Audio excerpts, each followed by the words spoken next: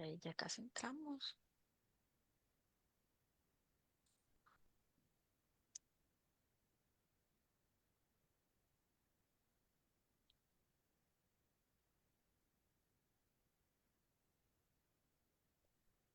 Bueno, tengan todos ustedes muy buenas noches. Le damos la más cordial bienvenida a este Facebook Live del Colegio de Terapeutas de Costa Rica.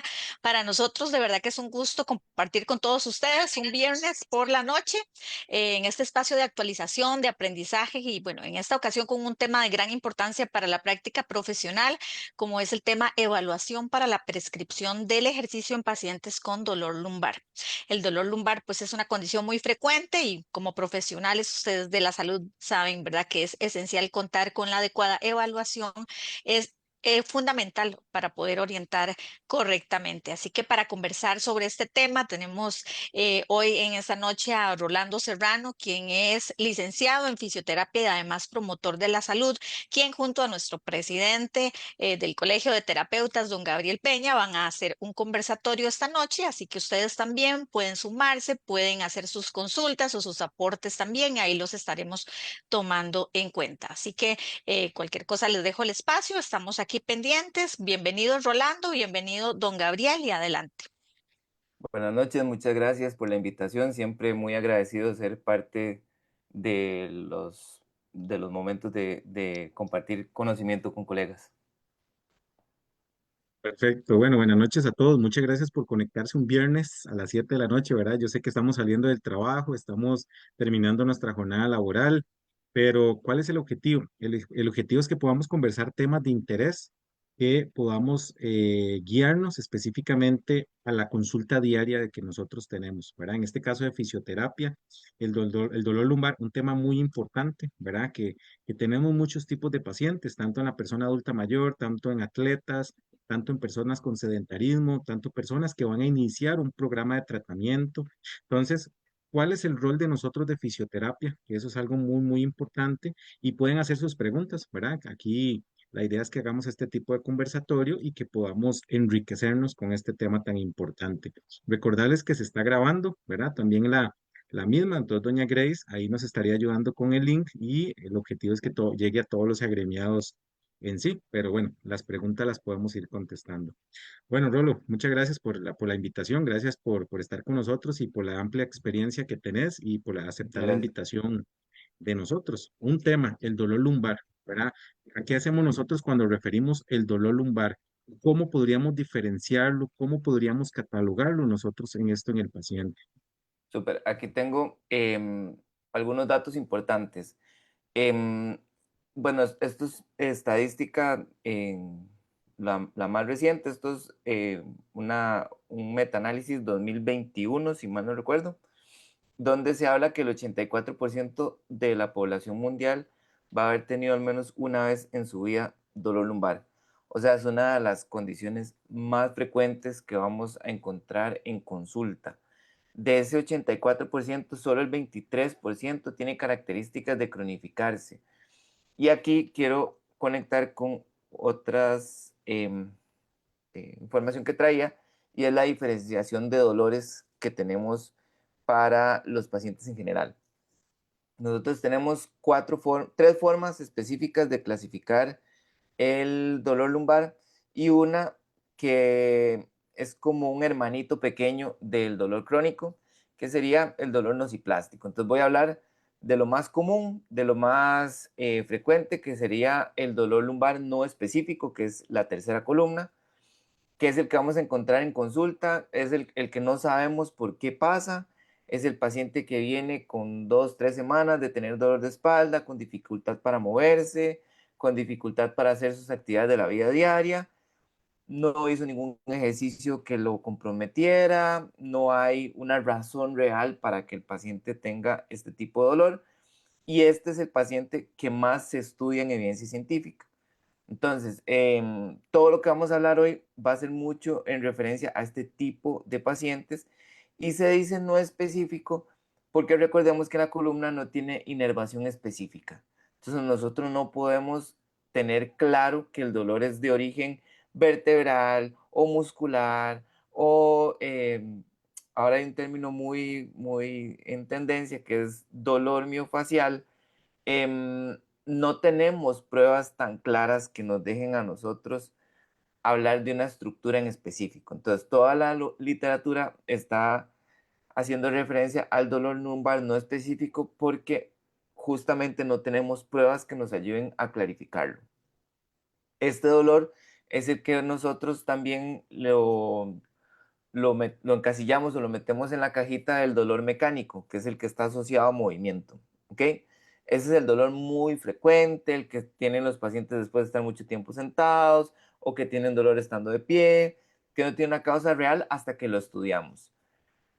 El dolor neuropático es el dolor que tiene un comportamiento un poco más extenso porque es el dolor que baja por la pierna, que tiene diferentes características de sensaciones, tiene sensación quemante, tiene hormigueo, tiene entumecimiento, tiene pérdida de la función y está asociado a una compresión de nervio.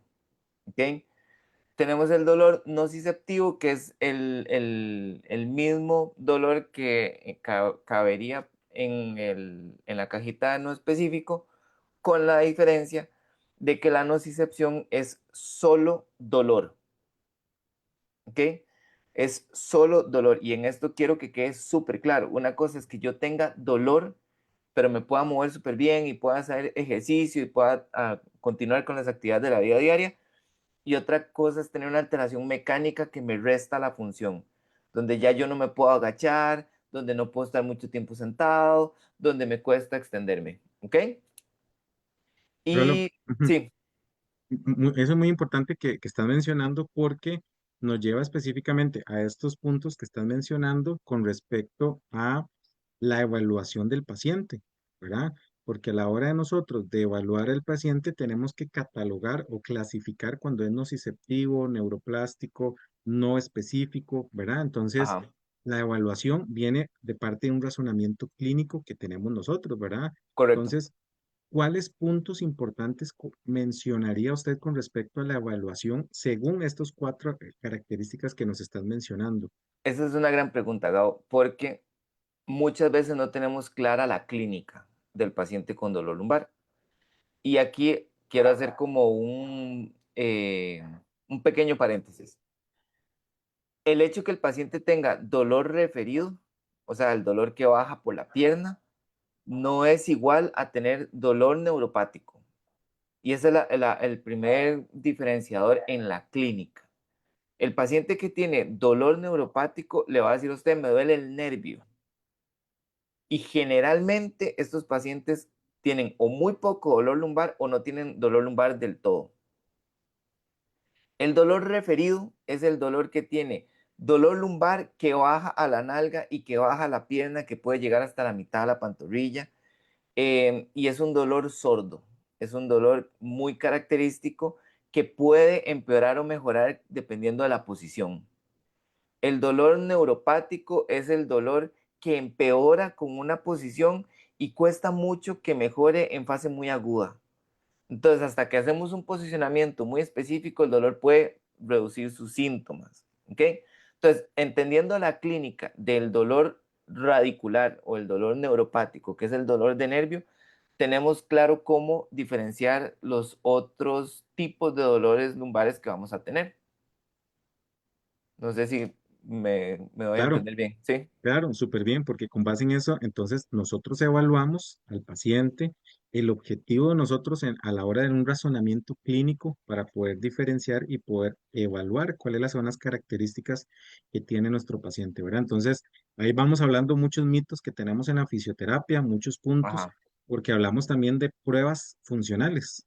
Y yo voy a correcto. hacer una prueba funcional para valorar un dolor neuropático. Voy a hacer una prueba funcional para evaluar un dolor nociceptivo, un problema nociceptivo, ¿verdad? Entonces, donde hablamos de la sensibilización y la especificidad de una prueba, ¿verdad? Y nosotros como oficio siempre decimos, las pruebas son una guía para nosotros, ¿verdad? Entonces, eso es algo también que tenemos que tomar en cuenta e ir viendo esa parte del razonamiento clínico, ¿verdad? Aquí te había hecho esta diapositiva como para ilustrar un poco la parte em, de la descripción clínica. ¿ok? Entonces, tenemos dos formas de entender el dolor lumbar, desde la biología, donde hay un daño estructural, donde hay un síndrome facetal, donde hay una hernia de disco con compresión en una fase activa, donde el dolor que el paciente tiene, la incapacidad funcional, su cuadro clínico es congruente con el de una hernia de disco, porque aquí hay otro factor de diferencia. Yo puedo tener un paciente con dolor lumbar central que empeora con la carga, que tiene problemas en sus actividades de la vida diaria, que por protocolo hace una resonancia y en la resonancia salen dos hernias y ya pensamos que esa es la clínica del paciente, una hernia de disco. Pero cuando hacemos un montón de pruebas que podemos hacer y empezamos a hacer una historia clínica, nos damos cuenta que su dolor no es congruente con el de una hernia de disco. Eso es congruente con un dolor mecánico asociado a carga. Entonces, la etiqueta de hernia de disco lo que está haciendo es entorpeciendo el proceso de terapia, porque el paciente ya se etiquetó hernia de disco, entonces ya no quiere hacer ejercicio y el doctor ya le dijo que no podía levantar más de 10 libras y solo puede nadar. Y ahorita no tengo el dato exacto, pero hay un artículo científico que hace referencia a esto. La mayoría de los pacientes que hacen dolor radicular y van a la piscina empeoran. Empeoran por el movimiento del róleo de la piscina. Entonces, una cosa también es el paciente con dolor radicular que hace ejercicios en la piscina, tipo acuaróbicos o hidroterapia. Y otra cosa es el paciente que necesita nadar como actividad física. Entonces, el paciente va a mejorar porque está haciendo actividad física, no porque la natación es milagrosa. ¿Ok? Entonces, cuando nosotros tenemos clara la clínica del paciente y entendemos que el dolor mecánico va a responder prácticamente solo, que va a responder a diferentes tipos de carga y que va a responder en sí a movimiento, cualquier ejercicio que nosotros lo pongamos a hacer debería de funcionar, teniendo la clínica clara. Si nosotros no tenemos claro que es un dolor mecánico y que no hay un componente de nervio de fondo y que la persona sí puede hacer ejercicio, puede ser que no nos sirva lo que estemos haciendo y es el paciente que se cronifica. ¿Ok? Muy, muy interesante igual, y ese punto que hablas de la dosificación a la hora de Ajá. nosotros de prescribir, porque el tema importante de la prescripción del ejercicio en un dolor lumbar. Diferenciamos cuál es el dolor lumbar, la parte de la radiculopatía, y nos vamos mucho también, podemos hablar en la parte de fisioterapia, porque hay varias herramientas que utilizamos, que la terapia manual, que los agentes electrofísicos, porque cada fisio va a determinar, según su razonamiento clínico, el tratamiento para su paciente y para el tratamiento. Sí, ponemos el ejemplo, viene una persona con dolor lumbar, un dolor, hicimos la clínica, la evaluación, pero el dolor es 10 de 10. El paciente Ajá. dice, no tolero la posición prona. Y es lo primero que el fisio dice, vamos en prono porque necesito hacerte tal prueba, tal, tal, tal. Dolor 10 de 10, no, no tolero la posición prona. Ya ahí donde el médico y el médico me dice, sí, tenés una lumbalgia porque es un síntoma que está manifestando el paciente y el paciente llega a consulta de fisioterapia y te dice, Rolo, tres puntos claves que nosotros como fisioterapeutas debemos determinar en ese dolor lumbar de este paciente que viene con un dolor crónico 10 de 10 y con esta sintomatología eh, que presenta. Ok, hay varias cosas.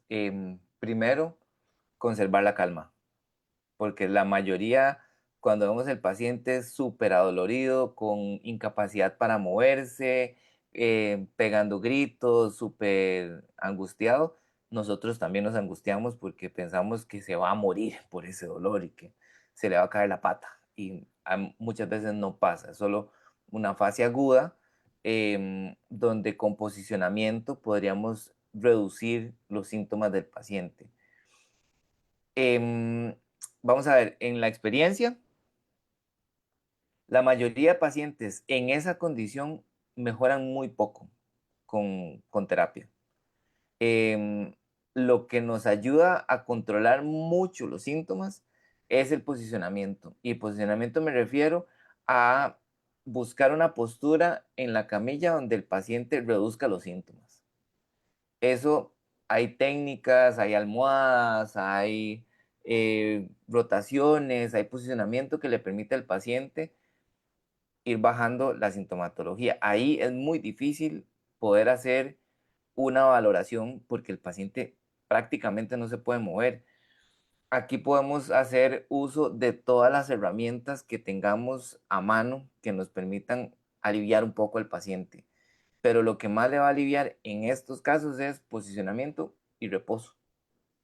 En eso serían las pocas veces en las que yo como oficio le pido al paciente literal descanse. Aquí nos apoyamos de medicación con el médico con el que nosotros trabajemos y es darle chance hasta que la persona baje un poco los síntomas. A partir de ahí podemos hacer pruebas y podemos hacer otro tipo de abordaje. Yo no quiero hablar de una técnica o de un método específico porque creo que cada fisio tiene sus gustos y sus herramientas, ¿verdad? O sea, yo no soy quien para juzgar cuál es mejor que otra. Yo trabajo con el método Mackenzie hace 9 años y para mí es la herramienta de trabajo diaria. Pero también hice terapia manual, también hice Mulligan, también he hecho cosas de cráneo sacral, o sea, he hecho muchas cosas que me dan alguna herramienta. En pacientes con este tipo de condición tan aguda, acostarlo de medio lado con almohadas entre las piernas en rotación de tórax generalmente mejora los síntomas. Em, bajo el método Mackenzie, una de las principales acciones que usamos en obstrucciones mecánicas tan fuertes es poner almohadas debajo del abdomen, boca abajo, todas las almohadas que sean necesarias hasta que la persona tenga menos síntomas. Al final, em, con Mulligan es muy parecido. Entonces, al final lo que vamos a buscar es que la persona se alivie un toque y baje también un poco la ansiedad y el estrés del paciente, que es lo que muchas veces empeora los síntomas. Y a partir de ahí empezamos a ver qué podemos hacer.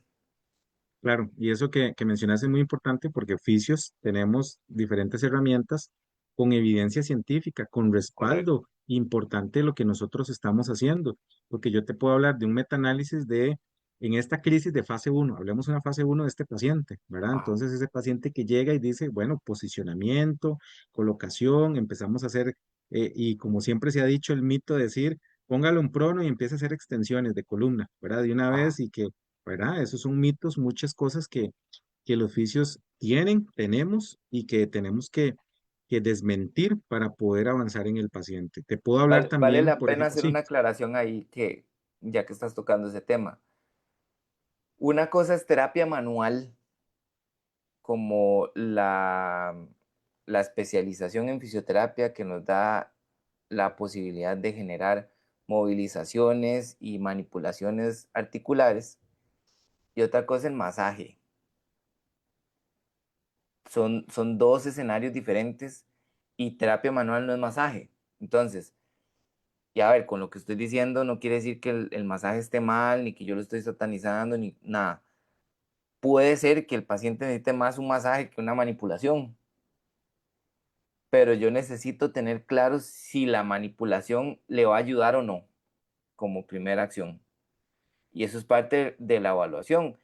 Si yo no tengo las condiciones idóneas para hacer una manipulación o durante la manipulación el paciente empeora sus síntomas, no podemos manipular y hay que respetar esa curva de 4 o 5 días en las que el paciente va a estar súper agudo.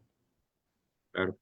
¿Ok? Y ahí hablamos como del dolor del paciente nociceptivo, ¿verdad? Porque Sí, podemos decir, es un paciente que usted dice, uy, lo puse en prono, viene en una fase uno, le puse hice tal terapia manual, hice modulación, esa es, y al otro día dice el paciente, me siento súper bien, me siento es bien, mejor. pero es porque el fisio evaluó y Exacto. determinó cuáles eran las categorías importantes de esa sintomatología, ¿verdad? Ujú. Entonces, eso es un factor importante. Bien, gracias, Rolo. Entonces, continuamos con tu Que punto.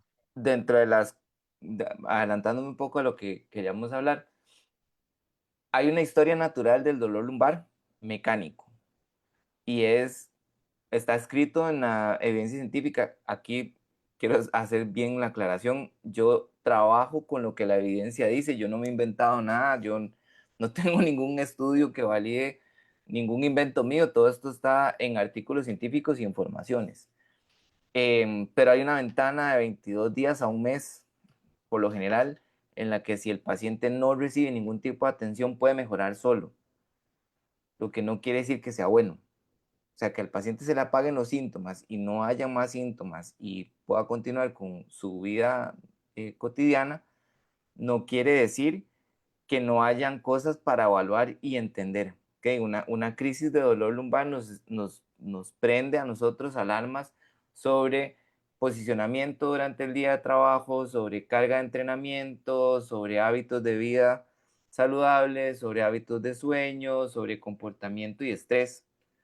Entonces, eso viene descrito entre la historia clínica. O sea, cuando analizamos a una persona que ha tenido dolor lumbar o historia de dolor lumbar recurrente, es súper importante entender los antecedentes de él como paciente. Qué tipos de dolores ha tenido, si el dolor de espalda ha sido recurrente, si siempre ha sido central en la zona lumbar o si ha tenido dolor referido, con qué frecuencia tiene ese dolor, si empeora en la mañana o si empeora en la noche, si amanece bien y se empeora durante el día o si amanece mal y mejora durante el día, el área de dolor, si es consistente, si siempre le duele en el mismo lugar o si es intermitente o inconsistente, se le va y le viene o le duele en diferentes partes de las piernas, de las nalgas, de la espalda. ¿Qué pasa con la carga? Si con entrenamiento mejora, si con entrenamiento peora, si cuando yo le pongo algún ejercicio y empeora, qué tipo de ejercicio es el que le empeora, si es un ejercicio de antiflexión lateral, de antiextensión o de antirrotación. Ahí vamos a tener mucha más información para poder tener claridad de cómo cargar a esa persona.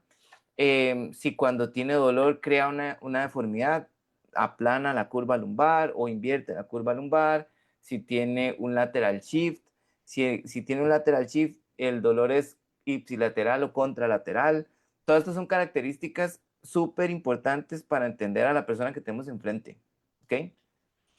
Em, en cuanto a la intensidad del dolor, personalmente no me, no me inquieta un dolor muy intenso. Me inquieta un dolor persistente que me reste función. O sea, si cada vez que el paciente le viene dolor de espalda, deja de hacer algo, eso me inquieta un poco más que el paciente que le duele la espalda una vez al mes y le duele súper intenso, porque ese es su comportamiento clínico, esa es su clínica, dolor intenso una vez al mes. Eso con varias preguntas y análisis nos lleva a entender la historia de movimiento del paciente. Si el dolor le viene cuando tiene actividades funcionales en su día a día, si está mucho sentado, si está mucho de pie, qué pasa con movimientos repetidos. Yo atendí hace como un mes y medio una señora que trabaja en el campo y trabaja cosechando papas en la zona de Los Santos y el movimiento uno pensaría que era dolor a la flexión porque pasa flexionada todo el día y era un dolor con un componente de rotación. Entonces, cada vez que la señora giraba la espalda, se moría de dolor. Entonces, ese tipo de comportamientos y de características no son congruentes con la actividad laboral de la persona. Entonces, yo no puedo, cuando evalúo un paciente, intuir lo que yo creo o yo no puedo confirmar lo que yo creo que el paciente tiene. Uno tiene que ser súper objetivo para evaluar y cuando uno evalúa, busca entender lo que el paciente es, no comprobar mi hipótesis de diagnóstico, que es un error también que usualmente cometemos. Perfecto, Rolo. Y eso, no, o sea, nos estamos hablando siempre en la parte evaluativa, ¿verdad? Ver lo Sí, importante que es la evaluación del paciente porque no somos, o sea, somos fisioterapeutas, somos profesionales en la salud que evaluamos y determinamos, y eso nos diferencia de otros profesionales, otras profesiones u otros oficios, ¿verdad? Porque siempre dicen, es que voy a tal, y yo lo hablo así directamente porque voy donde tal persona que me haga un masaje porque tengo un dolor lumbar y fui donde un Ujú. masajista, ¿verdad? Entonces, nosotros como oficios también tenemos esa potestad de evaluar a nuestro paciente, de determinar las funciones y poder encaminarnos a este punto de la situación del mismo, ¿verdad? Porque nos determina en este punto. Algo, Rolo, que me gustó que comentamos, que evaluamos, a eso iba la parte evaluativa de las banderas rojas, ¿verdad? Porque tenemos a la hora de la prescripción del ejercicio, no vamos a hablar de tratamiento todavía porque cada uno tendrá su tratamiento, su punto, ¿verdad? Pero puntos de alarma, puntos importantes que tenemos que referir a otros profesionales, porque también eso nos determina nuestro rol como profesionales de la salud, ¿verdad? Yo creo que ahí hay un punto, Gao, que yo creo importante resaltar. Los fisios tenemos que enamorarnos de hacer fisioterapia. Tenemos que enamorarnos de enaltecer la fisioterapia.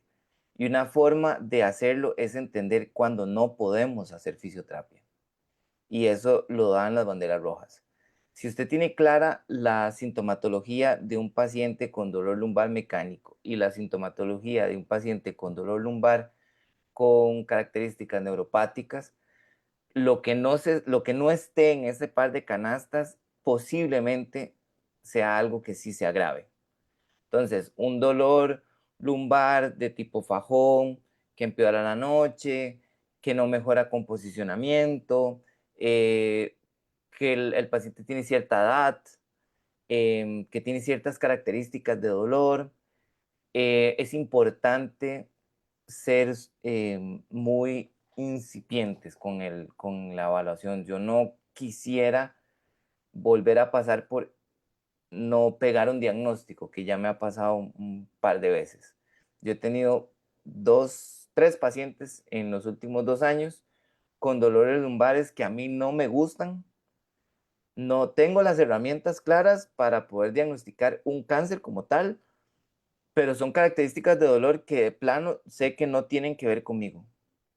Y mi responsabilidad y en el expediente quedó escrito fue referir al paciente, al doctor tal, porque las características del dolor no son congruentes para fisioterapia. Y los tres pacientes fueron, gracias a Dios, y me hicieron caso, fueron a hacerse estudios y los tres tenían cáncer. Y esto es algo que está pasando realmente frecuente en consulta.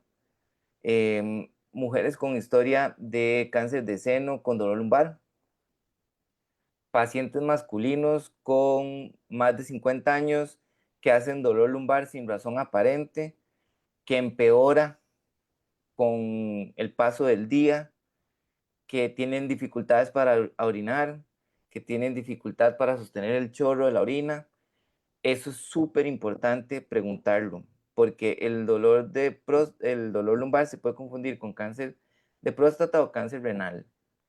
Y si no estamos haciendo preguntas de suelo pélvico, tenemos que empezar a hacer preguntas incómodas. Tenemos que asumir ese rol de evaluadores objetivos. ¿Ok? Es importante hacer un cursito de vez en cuando de onco, porque eso lamentablemente se está haciendo cada vez más frecuente. Bien, Rolo, importantísimo eso que mencionas. Nada más hago dos puntos importantes. Primero, los fisios que hacen trabajo a domicilio, que hacen trabajo consultorio. Importante el consentimiento informado y muy Claro, importante el expediente, ¿verdad? Porque pueden pasar situaciones en las que hay una bandera roja, no determinamos y hay una situación legal o hay una situación donde nos van a pedir claro, ese consentimiento informado y nos van a pedir ese expediente y nosotros como profesionales tenemos que tener esas herramientas. claro, Hago la aclaración, en el colegio hay un consentimiento informado, hay un machote. Doña Grace, bueno, lo puede valorar desde la parte legal, lo puede compartir y los oficios o los que están todos en el colegio, todas las profesiones, hay una base de un consentimiento informado. Grace, cualquier cosita, si hay algunas preguntas, invitar a los oficios, si tienen alguna consulta o alguna pregunta, que nos puedan hacer, ¿verdad? Para que le puedan hacer al invitado, a don Rolando, en este tema tan importante que hemos estado hablando. Bueno, Rolo, entonces hablamos directamente la parte evaluativa, la descripción importante y la formación que tenga el fisio en diferentes situaciones, ¿verdad? Porque hay varias formaciones, pero que nos ayudan directamente a orientarnos, ¿verdad? La dosificación. Yo como oficio tengo que tener muy claro la dosificación de la prescripción del ejercicio en este paciente, ¿verdad? Ah, Siempre decimos, bueno, voy a empezar con carga bajita porque mi paciente vamos a probar a ver cómo evoluciona, qué hace, ¿verdad? Pero ese es como el tanteo evaluativo y la palabra que llaman ojo clínico, que eso es algo que hay que tener mucho cuidado porque no es parte importante de nuestra profesión, el ojo clínico, ¿verdad? Si no, la adecuada prescripción de la dosificación, por ejemplo, al comportamiento de lo que hablábamos de la carga, ¿verdad? Específicamente, voy a ponerle una carga a mi paciente. Entonces, ¿cuáles son esos puntos importantes que tenemos que tomar en cuenta a la hora de ya realizar una evaluación de la carga de mi paciente en este dolor lumbar? ok. Dentro de la evaluación, nosotros tenemos que tener claras las respuestas del movimiento del paciente.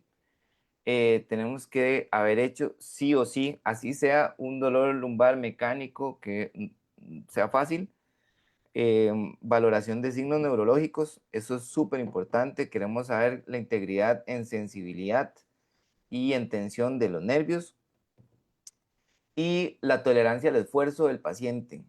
La tolerancia al esfuerzo la medimos desde actividades como no puedo caminar 200 metros, camino 200 metros y no aguanto el dolor de espalda, que es una tolerancia muy baja al esfuerzo y eso le resta función a la persona porque caminar 200 metros básicamente no es nada. Entonces, si no tenemos todas estas aristas prendidas, va a ser muy difícil desarrollar un plan de trabajo adecuado. Em, las líneas de base del tratamiento serían todos los movimientos que son mecánicamente sensibles o que sean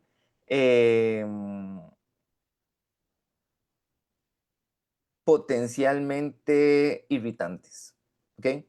Estos movimientos nos permiten a nosotros entender qué no deberíamos de estar haciendo en las primeras semanas y nos permiten entender hacia dónde deberíamos de estar yendo en el global del paciente, del proceso del paciente. Las actividades intolerantes son las actividades que del todo no puedo realizar. Ese paciente que no puede lavar platos porque no puede mantenerse en flexión, em, esos movimientos que producen el chispazo o el bombazo en la espalda y los movimientos que el paciente siente seguros o confortables. Estas serían nuestras líneas de base para poder diseñar un proceso de rehabilitación adecuado.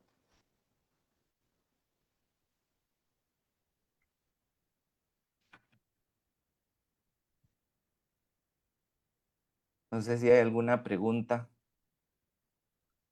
por ahí. De momento no, tenemos, bueno, una gran cantidad de personas conectadas, qué bonito, de verdad Muchas que gracias es a todos. bonito.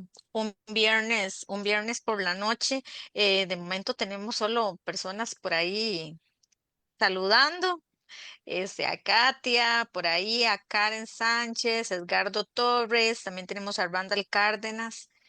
em, Ok, sí. Y por ahí nos dice Kimberly Céspedes, sí, me acuerdo que había un machote de referencia en qué parte está de la página. Ahí se lo vamos a compartir, Kimberly, el enlace para hacerles llegar el documento que les decía don Gabriel. De momento no Perfecto. tenemos preguntas, ¿verdad? Entonces, para Súper. que aprovechen. Ok, Bien, perfecto, gracias, Grace. gracias. Rolo, entonces sí, hablando con este punto, ¿verdad? De lo que hablamos, porque el paciente lo vamos a poder a diferenciar por fases. Fase uno, ¿cómo está el dolor? Bueno, la evaluación, fase uno, una crisis de dolor, 10 de 10. Fase 2, fase 3, estamos en toda, Rolo. Entonces, eso me permite, no está planeado, no mentira, No, no, eso es yo sé que no importante está planeado, yo sé. y es, y es porque les digo de la formación del fisio, ¿verdad? Cómo tienen que especializarse, cómo los fisios tienen que estudiar, evaluar, determinar cómo es posible y siempre critico mucho esa parte porque Es algo que nosotros tenemos que estar al tanto y decir, ponemos al paciente en supino y empezamos a decir, vaya a hacer ejercicios de Williams, vaya, hágame estos ejercicios, los ejercitar, pero ¿qué está pasando con ese paciente? Que ya lo hablamos en la parte evaluativa, cuáles son los puntos importantes y esa misma línea que tenemos que ir. Entonces, tanto de pasar de una fase uno del paciente a una fase 2 a una fase 3 en la dosificación, porque hay fisios que trabajan con adulto mayor y dicen, yo estoy en una fase uno.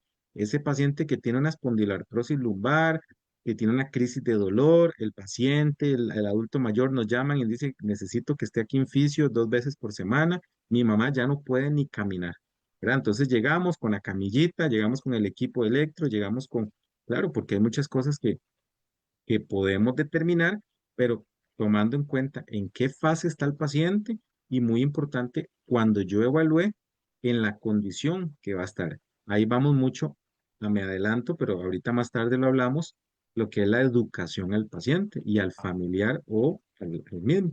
Pero Rolo, en estas fases del proceso, ¿verdad? ¿Cuáles son los puntos importantes o los tips, podríamos decir, de la evaluación del paciente en este tipo de fases? Ahí hay varias cosas, Gabo.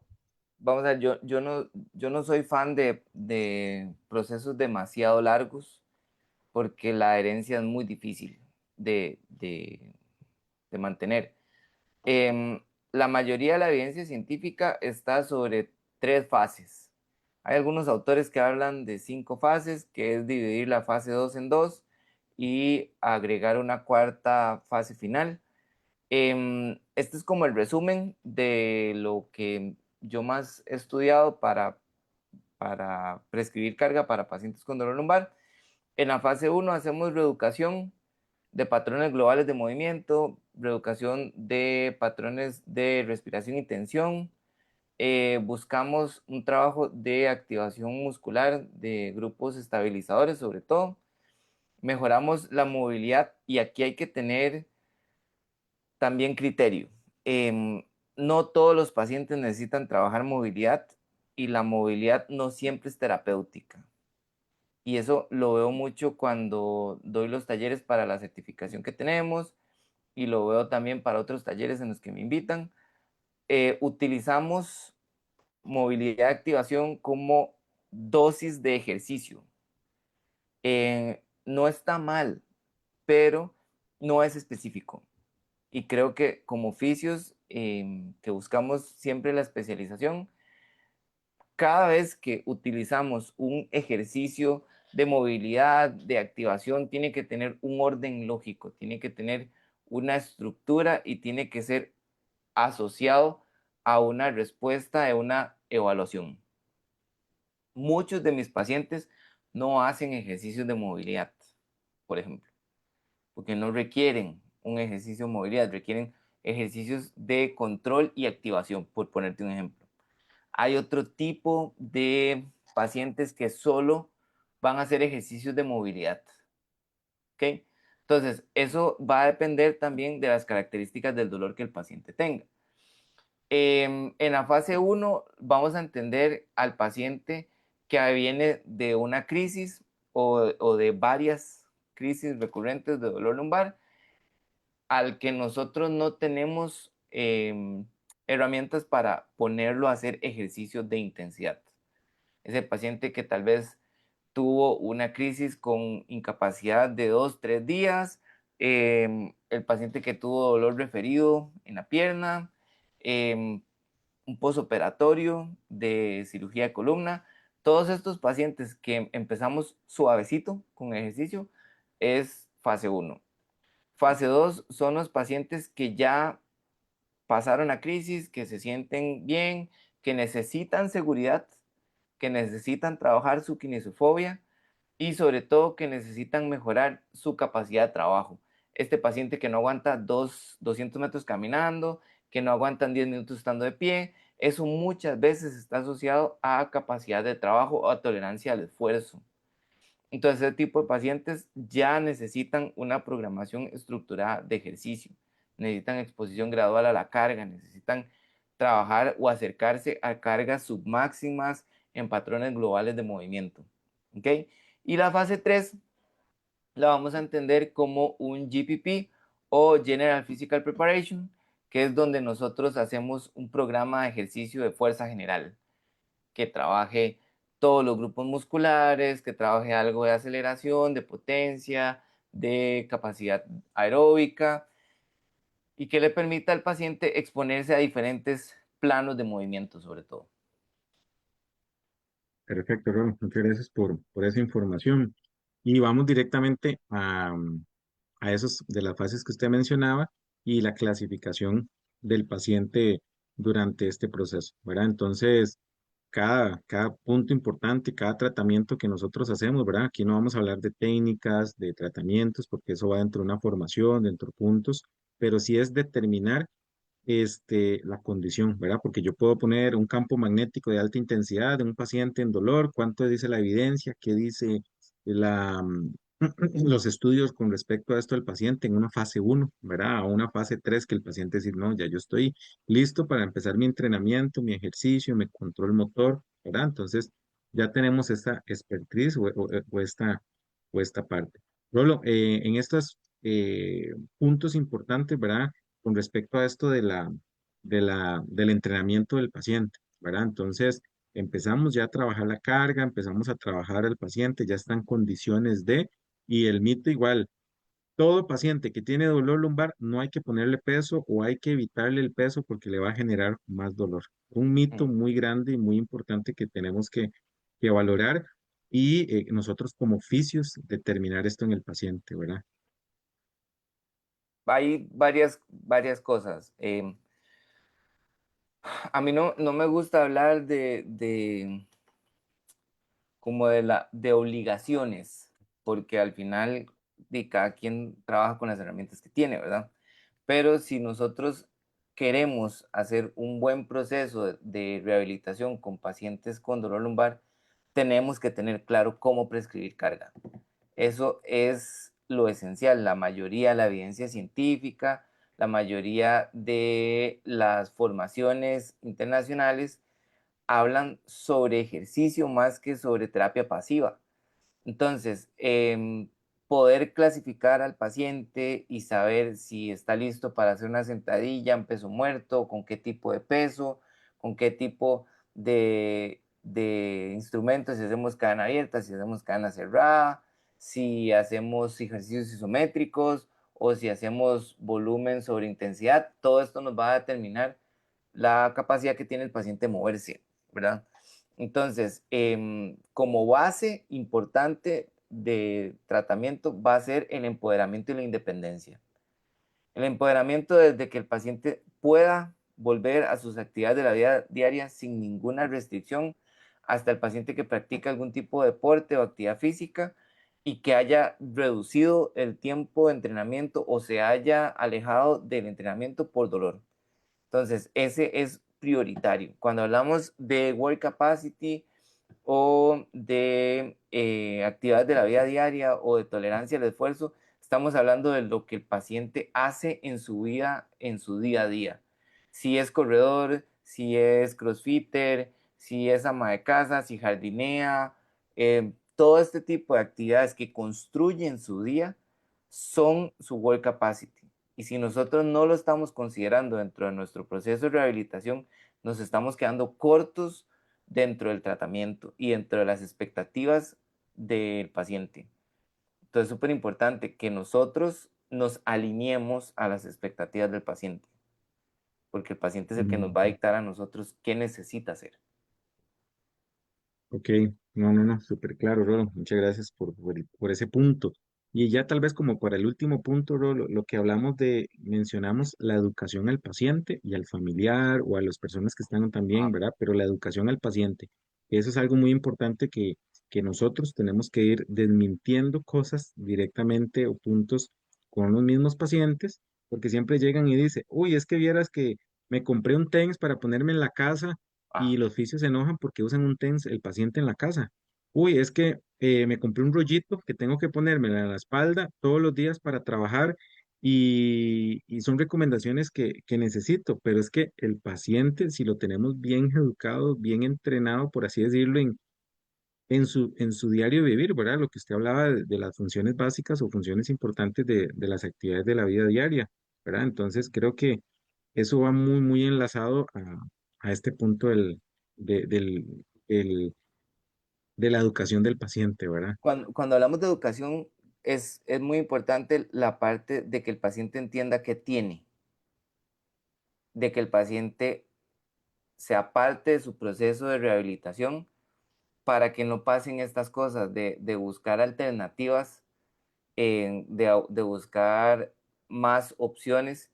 Em, hay varias cosas que al menos a mí en la práctica me han pasado.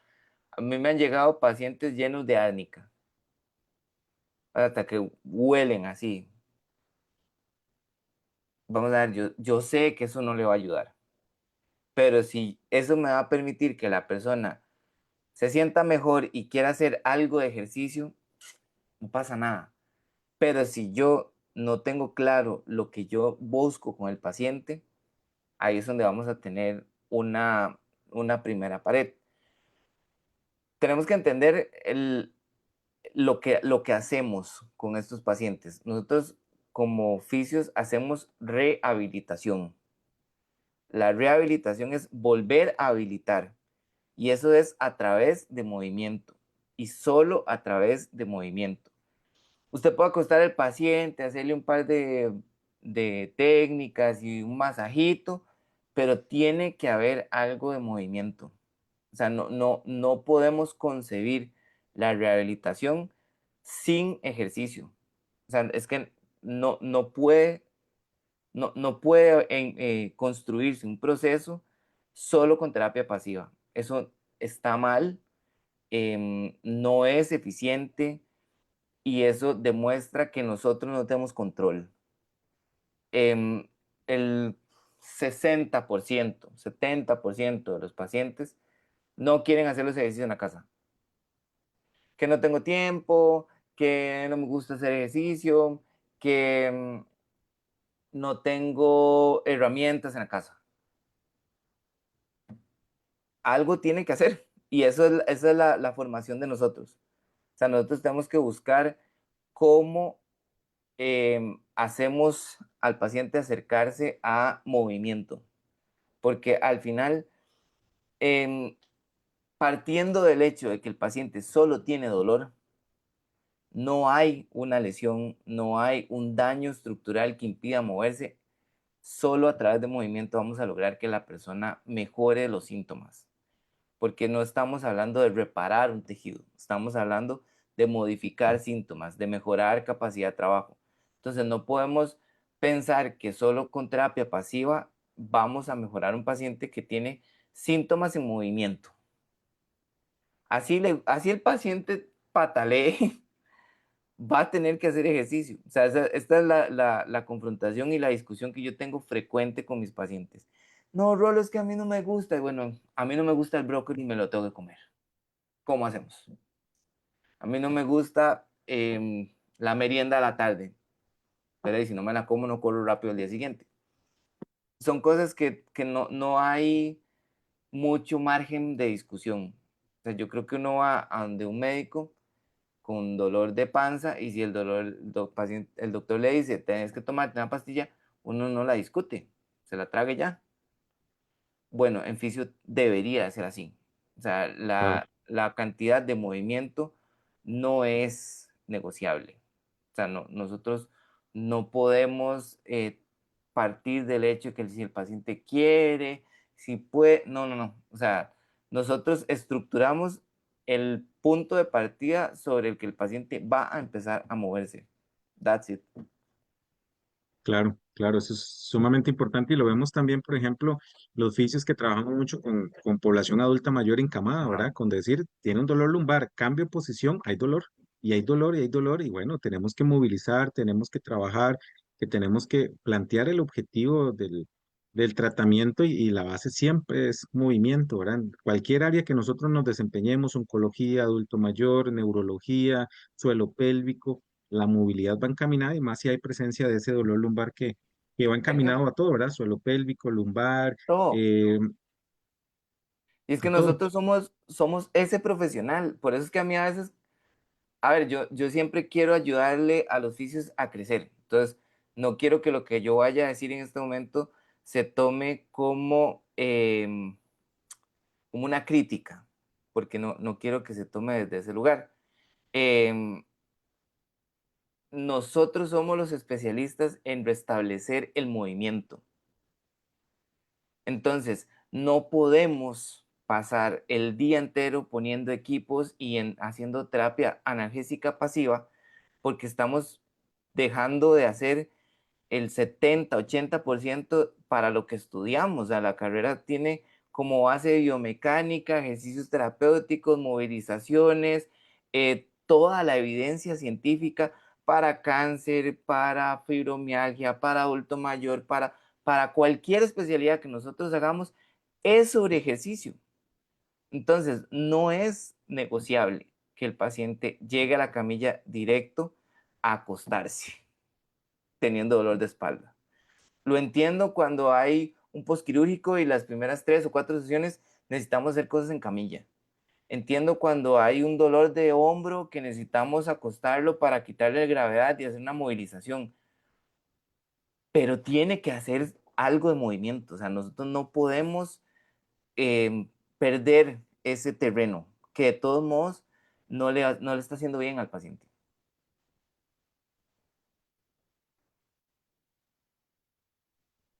Perfecto, Rolo. Doña Grace, no sé si tal vez algún comentario o algún punto para ir finalizando. Sí, señor, hay bastantes comentarios por aquí en las redes. Vamos a ver, nos dice Wendy Carvajal, y si es un paciente que no le gusta el ejercicio y yo le enseño y lo hace, pero ya después no lo va a volver a hacer. Es responsabilidad del paciente. Y eso hay que abrazarlo. Nosotros no somos los papás de los pacientes, nosotros no somos los responsables de su rehabilitación. A nosotros se nos paga una consulta por un proceso y uno propone lo que la persona tiene que hacer. Y si el paciente lo hace o no, es su responsabilidad. Y vamos a ver, uno chinea a los pacientes y uno se preocupa por los pacientes, pero uno no puede llamarlo una vez al día. ¿Hiciste los ejercicios? ¿De verdad los estás? No, no, o sea, bueno, en mi caso, yo no trabajo con niños y no trabajo con adultos mayores, yo trabajo con adultos que son responsables de una familia, de un trabajo. O sea, si usted no hace los ejercicios, ¿para qué me paga? O sea, si no se va a comprometer. Entonces, es súper importante sí marcar límites en la consulta. Aquí también, vamos a ver, tenemos más comentarios. Dice Melissa Castro que así es, que el ejercicio al igual es igual que un medicamento que se indica y se dosifica. Jania Naranjo también nos dice que es cuestión de que el paciente entienda que si no se hace ejercicio no va a mejorar, se le Exacto. educa y se le indica su responsabilidad. Por aquí nos dice Luis Celedón que en el centro diurno para las personas adultas mayores que no les gusta hacer ejercicio, asignamos 10 actividades funcionales para la persona adulta mayor como tarea diaria y que se cumple el objetivo primordial del movimiento. Exacto.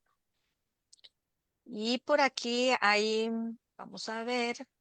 Dice Edgardo Torres que hay varios detalles importantes, colegas que están viendo el live, que la billetera en la bolsa del pantalón en el caso de los hombres principalmente puede generar desviación lumbar, el carro automático, cruzar la pierna mientras está sentado genera rotoescoliosis. El equilibrio lumbar nos va a llevar a un equilibrio cervical, por lo que muchas veces la consulta va a ser por dolor de cuello, más que en estos tiempos de trabajo enfrente de la computadora. Detalles de la historia clínica y dice muchas gracias a los colegas Rolando y a don Gabriel. Ahí hay varios nocebos en ese comentario que hay que analizar. Hay mucha evidencia científica de que el síndrome de la billetera no existe. No sabemos cómo se acentúa una rotoscoliosis, no la podemos asegurar por posicionamiento. Entonces hay que pegarse una revisadita de evidencia más actualizada, porque esos son nocebos que el paciente no debería estar teniendo tampoco. algo para comentar y verlo, ¿verdad? Que eso es lo que hemos venido hablando, que nosotros como oficios mantener esa línea de lectura, de evaluación. Hay una sociedad científica de terapia manual, ¿verdad? Obviamente tenemos varias sociedades científicas. Hay una sociedad científica de terapia manual. Ustedes pueden pedir el correo, pueden afiliarse, pueden meterse para escuchar directamente estos artículos y estas evidencias y estos puntos, ¿verdad? Para que todos estemos actualizados bajo una misma línea, pero es bueno, enriquecedor Claro, escuchar muchos criterios, muchos puntos, porque ahí vamos, como decir, voy a ir no vamos a decir nombres, pero voy a ir a una parte televisiva de hablar del uso del celular en esta posición y que el uso del celular en esta posición me daña el cuello, ¿verdad? Entonces, como que lo mismo nosotros estamos educando al paciente, al público, y hay que tener mucho cuidado en esa eso línea en según, neurociencia del dolor se llaman nocebos. Y los nocebos son información viciada que yo le doy al paciente que lo pone peor. O sea, que le crea una Ujú. imagen peor de su condición. Entonces, con eso hay que Claro, tener muchísimo cuidado.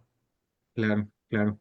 Bueno, yo creo que ya estamos como un poquito de tiempo, ¿verdad, doña Grace? Tal Ujú. vez si Sí, nada más para cerrar, don Gabriel, bueno, aquí los últimos comentarios, Seidis nos dice que le encanta, que muchas gracias, que hasta en cardio se ve lo del dolor de espalda y que con el movimiento todo mejora. Y por aquí dice, bueno, Edgardo consulta que qué piensan de las plantillas ortopédicas para corregir los problemas de espalda. Yo prefiero abstenerme de contestar esa pregunta. No quiero entrar en polémica. Yo las plantillas las refiero. Yo no manejo ese tema. Generalmente cuando refiero plantillas es para un corredor o para una persona con alguna alteración específica del pie. Yo personalmente no creo que con la corrección en los pies vaya a corregirse un dolor de espalda. Entiendo que hay metodologías y que hay escuelas que estudian eso. En mi escuela y en mi formación yo no trabajo desde ese lugar. Ujú. eh,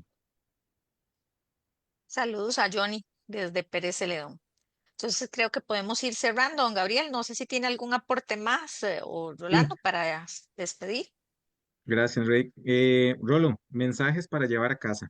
Eh, Creo que lo que más enriquecedor y que me gustó mucho fue la evaluación, para ese razonamiento clínico del paciente, que nos diferencia, vuelvo y repito, de otros profesionales y de otras áreas en la evaluación, porque yo como profesional me llega el paciente y yo determino, mi evaluación puede durar 30 minutos, una hora, puede durar lo que sea, ¿verdad? Pero sí tengo que darle mucho énfasis a esa evaluación. Ya hablamos del movimiento que es muy importante, etcétera, el ejercicio, pero nosotros tenemos que saber esa dosificación, ese manejo de la carga, esa diferenciación como oficios, ¿verdad? Pero mensajes cortos, Rolo, algunos puntos claves que usted nos diga, mensaje para llevar en casa para nosotros de oficios.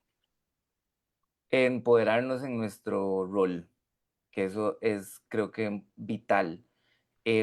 Como oficios tenemos la responsabilidad de construir procesos de rehabilitación congruentes con las patologías de nuestros pacientes, em, y seguir insistiendo en que la fisioterapia no se debería de contar por sesiones, sino por procesos, y que los pacientes entiendan que cuando hay dolor y cuando hay alteraciones de la función, no vamos a resolverlo en 2 o 3 sesiones. O sea, requiere tiempo y ese tiempo tiene que hacerse valer a través del expertise y el profesionalismo del fisio. Perfecto, no, súper bien. Creo que nos queda Muchas muy gracias. claro la información, Rolando, de verdad, muy agradecido por el tiempo, muchas gracias por darnos esta pincelada tan importante, ¿verdad? Puntos clave que tenemos que ir determinando. Le dejamos el rol al fisio de seguirse actualizando, de seguir evaluando, seguir tratando para el bien de los pacientes, ¿verdad? Muchas gracias Claro. por el tiempo, Rolo, y de Gracias a verdad ustedes por la oportunidad agradecido. de comentar este tema tan importante, invitar siempre a los colegas a hacer gremio, ¿verdad? A estar siempre unidos y tratar de hacer grande la fisioterapia de Costa Rica. Gracias. Buenas noches. Perfecto. Doña Grace. Muchas gracias a los dos. Bueno, nada más decirle a las personas que nos han consultado sobre el machote, el consentimiento informado, lo que vamos a hacer es que vamos a actualizarlo y se los vamos a hacer llegar por correo, ¿verdad? Y se los vamos a compartir ahí para que lo puedan tener. Y de verdad, bueno, Orlando, muchísimas gracias por Gracias a ustedes. acompañarnos esta noche y de verdad que compartir todos sus conocimientos y la experiencia sobre un tema tan importante para la práctica profesional. Y Muchas gracias. agradecerle muchísimo a don Gabriel Peña por no solo acompañarnos, sino por dirigir también este Sí, conversatorio y súper hacer bien. posible este espacio. Así que gracias también a todas las personas de esta noche.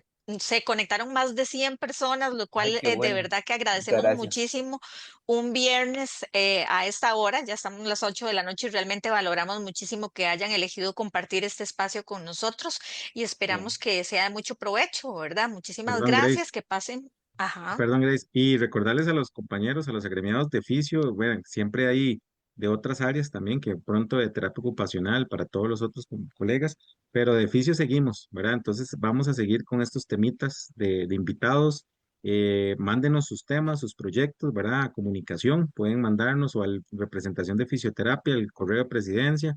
Estamos anuentes a escucharlos y esto es educación para todos nosotros y para eso apoyamos a los agremiados. Así que muchísimas gracias a todos y buenas noches.